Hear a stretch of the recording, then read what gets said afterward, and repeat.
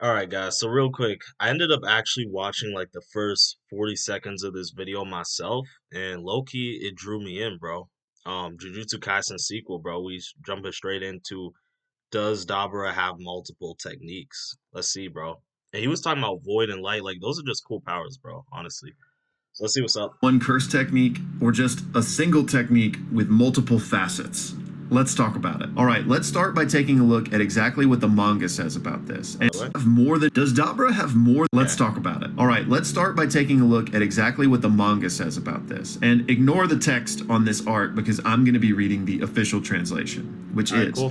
Dabra Karaba's cursed techniques, so plural, are blank and light. Yeah, I didn't know he had a last name. I low key just thought it was just a one name character, Dabura, but I guess he got a last name.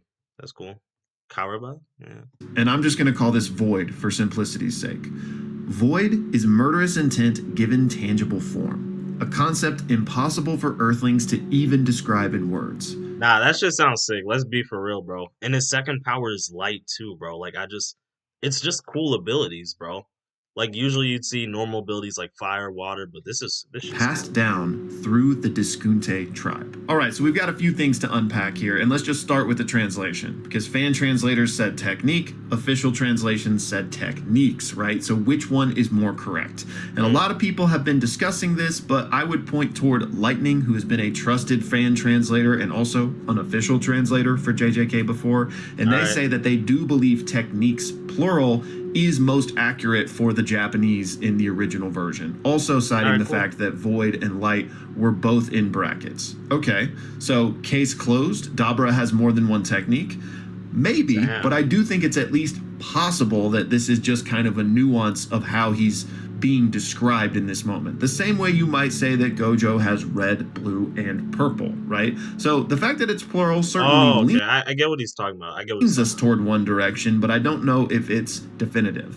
Next, let's take a look at the context surrounding this moment, right? This was the immediately preceding panel launching into the description of his technique, and we see all of the light rods, right? So clearly, this is at least partially his light technique. Bro, this shit Bro, if Jujutsu Kaisen Modulo gets an anime adaptation, this shit's gonna go crazy, bro. Because we're getting a Sukuna tier fight right off the bat with Modulo, bro.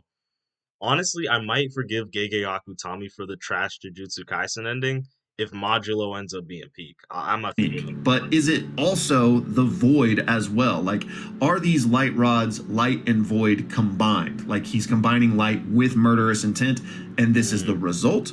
Or is this just light and we haven't seen him use void yet? I think this could go either way, but I'm leaning towards those light rods only being light and we haven't seen void yet, because we know that Maharaga is starting to adapt to those light rods. So if it is both things combined, then Maharaga is going to be adapted to everything Dabra can do, and I think it's too soon for that to be the case. Bro, I've been seeing so many memes about Maharaga saying, "Oh, he's just a Chad because he fights the strongest in the series. He fought Gojo, then he fights Sukuna, and now he's fighting Dabura, bro." Think there's still going to be a reveal of what exactly this is. But even if we haven't seen Void yet, that doesn't necessarily mean it's an entirely separate technique, right? Could it just be another facet of the technique? And here we got to get more into the nuance of the translation. Again, it was described as techniques plural, but on top of that, we got the little lore drop about Void in particular, saying that it was something that has been passed down in the Diskunte tribe, which, you know, makes you think of the hereditary techniques passed down in clans, like the Ten Shadows, like the Limitless. And on that note, I got this comment here from Leslie, who says, do I think that Void and Light are essentially the version of the Six Eyes and the Limitless? And perhaps Dabra is so strong because he's similar to Gojo in that way, where he was born with both of those very powerful things. And maybe you even need both to truly wield them, the same way you need the Six Eyes to truly wield the Limitless. Okay, but how are so many characters getting lucky with this RNG shit, bro? Just being born with these crazy abilities. And I do think that's a great parallel, and Dabra clearly represents like a Gojo-esque figure amongst the Samorians, right? But the biggest issue I have with this is, again, the official translation calling both of those things cursed techniques, which we know that the Six Eyes is not a curse technique. So Gojo wouldn't be described with that same language that we just saw used with Dabura.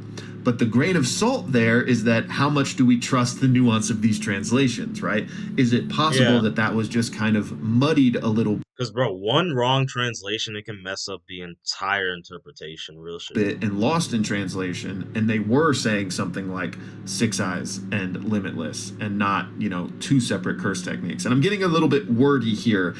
So essentially I would say that, like, yes, I do think Dabura is very much like Gojo in that way, but I don't know if it's fair to say that Void is like the six eyes because it's being described as a technique. But so if Void and Light are truly two separate techniques, then what's up with that, right? Because as we understand in JJK, people are only born with one technique. Well, you said it yourself though. People are only born with one technique. Dabura is an alien, so maybe he gets two techniques or something. I don't know. Now, obviously, there are some very weird exceptions to that, namely Yuji and Sukuna, but they weren't born with multiple techniques, right? They had very unique situations that led to them having more than one. So, Yeah. what's up with Dabura? Is it just that Samorians are different? I mean, clearly the way they utilize cursed Hey, build different. They build different, man. energy and the way they understand it is different from Earth. So maybe it's just possible for Samorians to have more than one, what we would call a technique, right? And sure, but maybe Dabra just represents an anomaly even on Samoria, right? Which could be why he's the strongest. Like maybe it's rare for even Samorians to have two techniques, Okay. and he does for whatever reason. And again, maybe here we could more equate this to the Six Eyes and Limitless, but not a perfect parallel, right? So I don't know. I mean, for It's now, possible. I would imagine, it's probably just a result of Dabra being unique and special as opposed to something that like all Samorians are capable of. But this really hinges on the fact on what the actual translation is here. Like, Yeah, are these we gotta wait, bro, because I mean, without the official translation, we just don't know. Yeah. considered two separate techniques or not, which, we're just going to have to probably wait for more chapters to find out. And then Bramwin followed this up by saying he thinks that Yuka is likely to die before the fight is finished, with Maharaga disappearing, leading to Dabra winning by default. And assuming that Maharaga is ritually summoned, which is my assumption, then that outcome's not possible, because even if Yuka were to die first, Maharaga wouldn't disappear. He can't disappear until he deals with everyone that was drugged into the ritual, which Yuka drug Dabura into it, right? I'm sorry, Dabura, with this treasure I summon. The same way we saw that when Megami summoned Maharaga in Shibuya and it immediately took him out, like that strike would have killed Megami, but he was placed in stasis until the ritual could complete, aka until Haruta was killed, which is what allowed Sukuna to come up, heal Megami, and then deal with Maharaga for him. Now, if Maharaga was tamed, that's a different story. I do believe that if the sorcerer was killed, the summoned Shikigami would probably dissipate, but I don't think Bro, there's so many layers to Jujutsu Kaisen, bro. I'm struggling to even keep up with what he's saying, bro. And I didn't really. I read some of Jujutsu Kaisen. I mostly just read through the spoilers, to be honest. Maharaga is tamed, and I've talked more about that in a video I already put out this week for anyone interested. But on this subject, Imagine asked me, do you think it was possible for I just love how nuanced the overall power system of JJK is, though, bro.